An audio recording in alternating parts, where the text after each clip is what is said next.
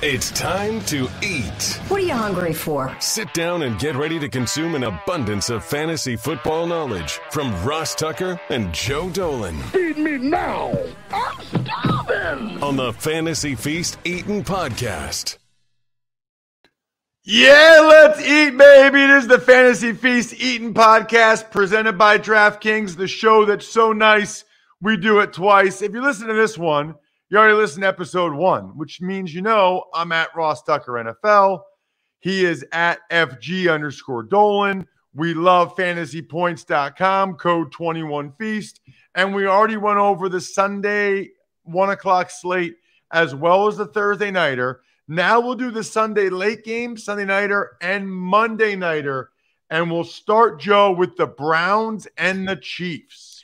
If you believe the sports books, and you know, you should. They've made a lot of money. This is the game that's going to be the juiciest for fantasy this week because it has an over-under of 54. It's the highest of the week. Now, that makes it very interesting for Cleveland because Cleveland did not have a lot of pass catchers drafted very highly. People do not believe in Odell Beckham Jr. anymore. No, I might be interested in Odell for a little DFS this week. I have him as a wide receiver 3 as well for season long. There's been talk about Austin Hooper. They paid him a lot of money last year, didn't put up huge numbers, but started to come on towards the end of the season. Baker Mayfield saying he's going to reach out to Austin Hooper a little bit more this year, count on him a little bit more.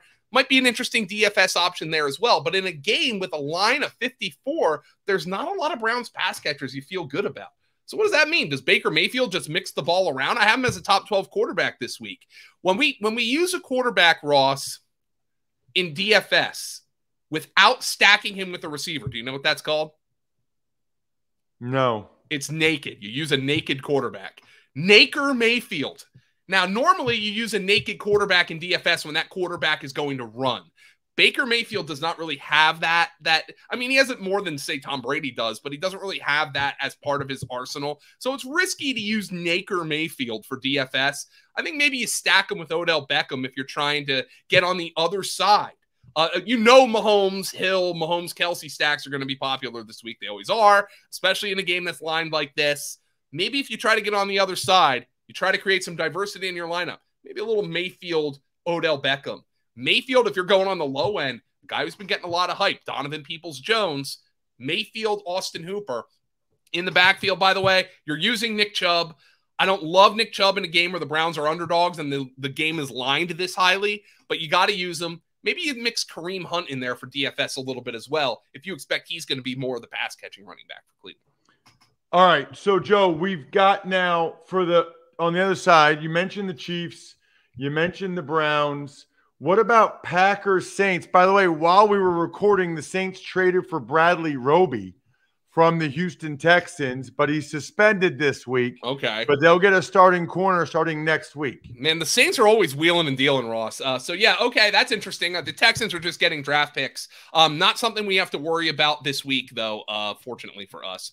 I thought you were going to tell me they made a move for a running back after what they did with Latavius Murray. So let's hit on that first, by the way. Alvin Kamara, that's a guy who in the last couple weeks has gotten just a huge boost for fantasy. I think a lot of people were concerned about Kamara for fantasy because of the potential that Taysom Hill was going to be the starting quarterback. And we know Taysom did not check the ball down when he was the starter last year for New Orleans. Jameis Winston's the starter. That's better news for this entire passing game. So I like Marquez Callaway this week, although Marquez Callaway could get a really tough matchup here from Jair Alexander, but I like Marquez Callaway this week. I think Alvin Kamara is obviously in your lineup. But the guy who should be rostered, by the way, not playing him in week 1, but should be rostered in almost every competitive fantasy football league is Tony Jones Jr., the number 2 running back here for New Orleans, who had a phenomenal preseason and allowed them to cut Latavius Murray. Latavius Murray was a money-saving move. It's a freaking brutal business, but that's what they did. It was a money-saving move. You're not playing him for fantasy. The only 2 Saints I'm really comfortable playing for fantasy in week 1 are Kamara and Callaway, maybe a little Jameis in a 2-quarterback league, but Tony Jones Jr. should be picked up in every single league. Let's get to the Packers on the other side, Joe. Nice and easy. Aaron Rodgers, he's in your lineup. Tough defense, but he's Aaron Rodgers. He's in your lineup. Devontae Adams, tough defense, but he's in your lineup. Aaron Jones is in your lineup. I want to see what this running back rotation looks like, by the way. You're playing Aaron Jones. What is A.J. Dillon's role going to be? We know if Aaron Jones goes down, A.J. Dillon is a league winner. But is he going to be able to catch the football? Is he going to be a facsimile, there's that word again, to Jamal Williams' role? And he's got more talent. He's more physically gifted than Jamal Williams. So I want to see what A.J. Dillon does. He's only really a flex option in deep leagues right now, but I want to see what he does. And Robert Tonyan is in your lineup as well, the tight end. He's one of the 8 guys who I felt good coming out of a draft about as my week 1 starter at that position. So the other thing I want to see, does the preseason hype for Marquez Valdez-Scantling carry over into the regular season? There was a beat writer who said 1,000 yards and 8 touchdowns is on the table for Valdez-Scantling. That's a guy who I still think, despite some of the most high-profile drops in the NFL over the last number of years, I mean, it feels like once a game he drops a perfectly thrown post route from Aaron Rodgers, but Rodgers keeps going back to him. There's something Rodgers likes. He loves that speed. He trusts him despite those drops. That says something to me. I have Marquez Valdez-Scantling on a bunch of teams. I thought he was a better best ball guy. Many are. But I think he's somebody who I might watch here just to see what happens. Also interested to see if Randall Cobb is going to be one of those boring 5-catch for 50 yards every single week guys who don't really change the calculus of your matchup, but certainly don't hurt in getting 10 points every week in a PPR. Joe, I'm not feeling a lot of guys in the Broncos-Giants game. I got to be honest. Okay. Well, here's what I'm going to say. Teddy Bridgewater supported 3 top 25 fantasy wide receivers last year. 3 of them. Now, this is a tough matchup. Giants have a good secondary. But I think Teddy Bridgewater might be able to put up a little bit of numbers here. I like the fact that he's going to be more steady than Drew Lock. Ross, I drafted Jerry Jeudy on 90% of my teams. Not true, but I try to get him everywhere. I'm playing him in this matchup. Cortland Sutton, kind of a wide receiver 3. Noah Fant, he came back to practice. He's a low-end tight end 1 for me. Let's see what the backfield rotation is for Denver. Starting to get really, really good vibes, Ross, on Javonte Williams. Like the way Vic Fangio was talking about him they gave him the starters treatment in the preseason game. They sat him down while playing Melvin Gordon. If there is somebody who's going to be 2020 Jonathan Taylor in 2021, it's Javonte Williams. I'm starting to get really good vibes on this kid. He's kind of a low-end RB2 for me at this point, but I wouldn't be surprised if he comes out and kind of takes the league by storm right away. What about for the Giants? There's not a single wide receiver for the New York Giants I'm playing in week 1 comfortably. Kenny Golladay hasn't gotten any work with I've kept Kenny Golladay outside my top 50 this week, by the way. If that's wrong, so be it. But the vibes have not been good. Sterling Shepard is at wide receiver 40 for me this week.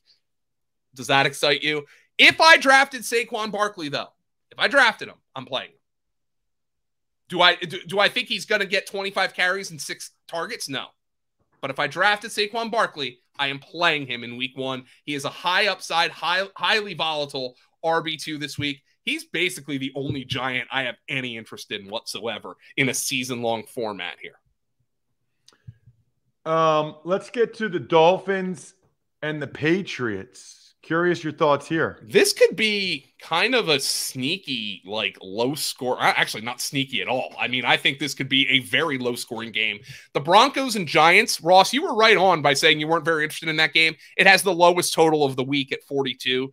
The Dolphins and the Patriots are kind of next there at 43.5. The markets don't really trust Tua, and then obviously New England is starting a rookie quarterback in Mac Jones against a pretty damn good Miami defense. These are 2 good defenses. And keep in mind for Miami, Austin Jackson, the left tackle, tested positive for COVID-19. He is uncertain, very unlikely to play in this game. He struggled during the preseason anyway.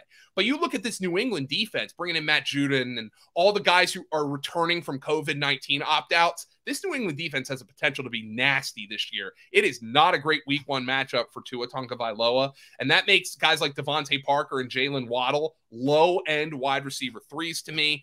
Mike Gesicki is a low-end tight end 1. Myles Gaskin's the guy I feel best about in the backfield. He's more of a flex for me this week. Not a great matchup if you drafted Tua to be your starting quarterback. Hopefully you didn't draft Tua to be your starting quarterback. What about the Patriots? I mean, we're free. We are free from Cam Newton vulturing at the goal line. We are free from Cam Newton not knowing where the ball's going when he's throwing it.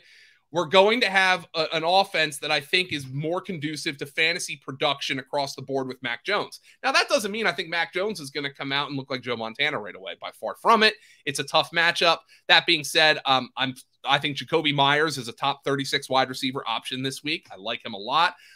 I told you all offseason I had good vibes about Jonnu Smith at tight end. I think there's a chance that he leads his team in targets. I'm excited to see how they use him. That being said, Hunter Henry is also expected to play this week. I wouldn't blame you if you wanted to take a step back, take a look-see at what this offense is going to look like before you plug one of those tight ends in there. I think Damian Harris is the quintessential RB2. I don't think he's going to get a lot of targets, but now with Cam gone, he's going to get touchdown opportunities and he's going to get carries.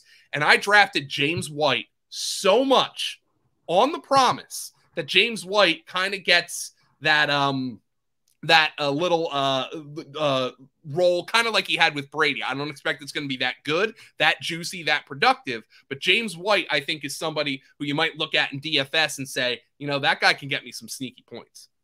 Before we get to Sunday night and Monday night, PicksWise is the #1 app for sports betting picks, helmed by a team of trend-watching, data-devouring sports fanatics, giving you the who, how, and why behind every prediction.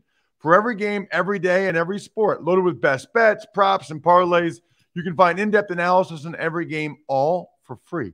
Found your pick? Search our latest sportsbook promotions to sign up for an account, compare the odds, and finally, place your bet.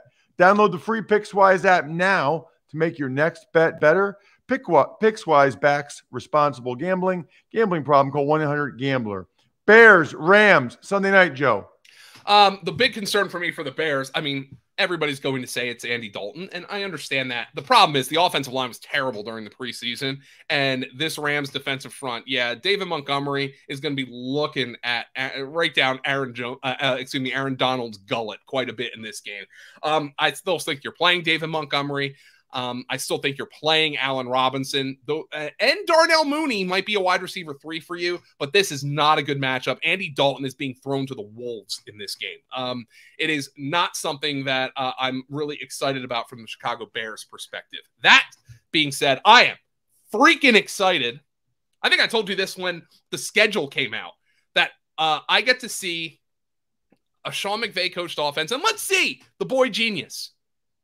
The boy genius just said, I've been driving a Honda Civic. Hey, nothing wrong with Honda Civics. That was my first car. But I've been driving a Honda Civic. Give me that McLaren. Daniel Ricciardo action. He's getting out onto the racetrack right now. He's got Matthew Stafford.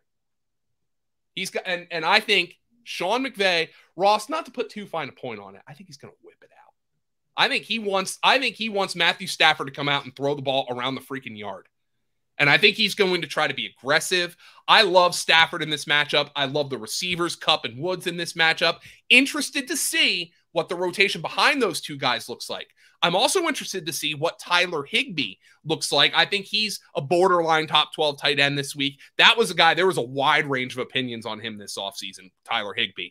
Like, there were some people who thought he could be a top 5 tight end, some people who said the same thing last year, and it didn't come to fruition. Interested to see what he looks like. I think Darrell Henderson is an RB2. I think they're going to give him the first shot here in the backfield. I do. If he struggles or he gets hurt, then they're going to hand the reins over to Sony Michel. They traded quite a bit comparatively for Sony Michel for a running back on the last year of his rookie deal, a 4th and a 6th round pick. That's not nothing. The Rams give away their picks, but I expect Sony Michel to play. That being said, I expect Darrell Henderson to get the first option here. Anybody on the Bears, Joe? David Montgomery, Allen Robinson, Darnell Mooney. That's it. That's all you need to know. Robinson is in your lineup. Montgomery is in your lineup. Even if you downgrade them a little bit, the Jalen Ramsey matchup. Montgomery, again, staring down Aaron Donald's throat all game.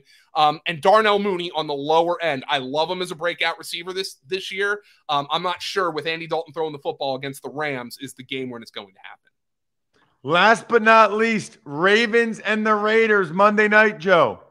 Raiders packing the stadium in Vegas. Now, apparently, just one thing to throw out there. I'm not panicking yet. The Raiders don't even have to release an injury report until today, since this is being released on Thursday. Josh Jacobs has been out of practice this week for undisclosed reasons. The Raiders don't have to tell us why. Now, apparently he's expected back on Thursday. Maybe it's a personal thing, just throwing that out there, because obviously if Josh Jacobs doesn't play, that's a huge boost to Kenyon Drake. Now, Josh Jacobs is one of those players who has been traditionally far better. He's like worse Derrick Henry. He's traditionally been far better in games where the Raiders win than when they lose. The Raiders are currently staring at a 5-point home underdog line here. I'm not really sure I can argue with it. By the way, the Raiders offensive line is rebuilt. I'm a little concerned about that as well. So maybe not the best week to be counting on Josh Jacobs here. For the Raiders, obviously you're playing Darren Waller. Pretty much the only guy I feel really comfortable about is Darren Waller. That said, I do want to see if the Bryan Edwards hype, the second-year wide receiver, if that comes to fruition. I'm not playing him in a season-long game. You know, maybe you're playing some single contests, single-game contests. Maybe you're playing a Sunday, Monday slate for DFS. He's not going to be very expensive. It's a tough matchup, but there was a lot of Bryan Edwards hype this offseason. Love it. Other than that, I'm stuffed. We're done. Talk to you next week, everybody.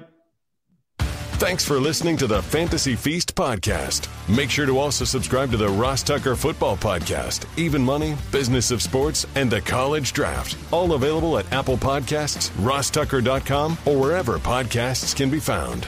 A lot of times on the show, I mentioned DraftKings. Here's what you need to know. You got to be 21 or older, New Jersey, Indiana, or Pennsylvania only. New customers only. Restrictions apply. See DraftKings.com/sportsbook for details. Gambling problem, call 1-800-GAMBLER, or in Indiana, 1-800-9-WITH-IT. By the way, if what I was talking about included a deposit bonus, doesn't always, sometimes it does. Deposit bonus requires 25 times playthrough, and deposit bonuses are paid out in site credit.